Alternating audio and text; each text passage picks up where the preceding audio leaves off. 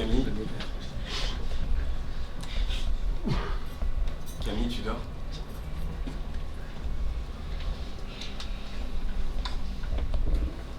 Tu dors? J'y arrive pas, moi. J'ai une pierre sur la poitrine. Tu dors toujours? C'est bien. Comme tu respires. Tu sais, j'étais à deux doigts de te raconter ma journée tout à l'heure. Puis, je me suis dit que t'avais pas besoin de ça avec tous tes problèmes en ce moment.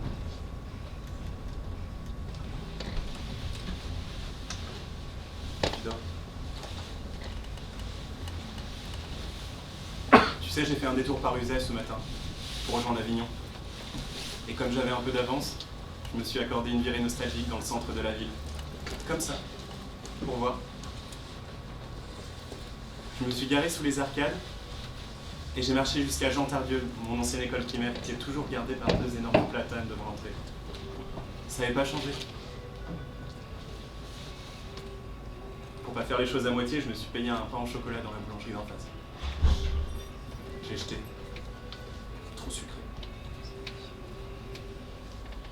Je suis même allé rendre visite sur le mur auquel, avec les copains, on pissait tout le temps là, tu sais, en essayant de reproduire la tête des profs.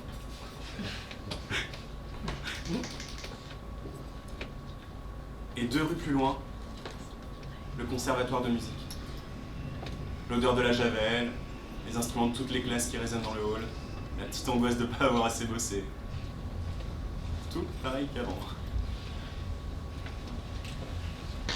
J'ai quand même passé des plombs avec mes cours de violon. J'étais doué. J'avais ma place. Je participais à tous les concerts publics du conservatoire et j'avais la cote auprès des nanas. Surtout auprès des flûtistes. Les profs parlaient de moi comme d'un futur grand.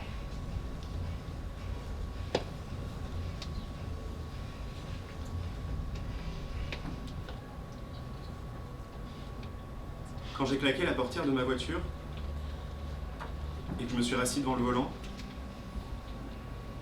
le parpaing s'est écrasé sur moi. J'ai pleuré comme un bébé pendant 1 heure. Je me suis pris un coup, Camille, je pensais pas.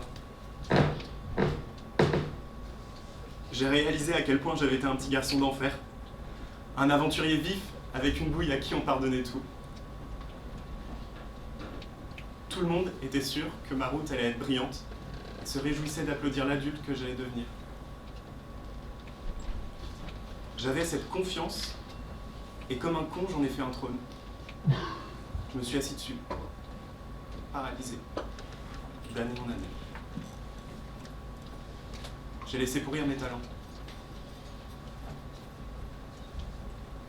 J'ai plus rien à voir avec moi.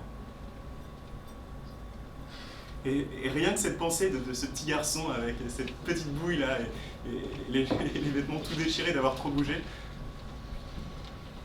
ça me fait chialer. Je comprends pourquoi en repas de famille ils me disent tous bonjour comme si j'étais en phase terminale de cancer.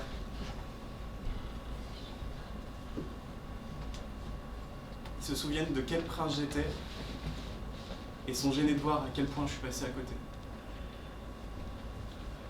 On a tous été des enfants géniaux, mon amour. Camille. Moi, je t'aime.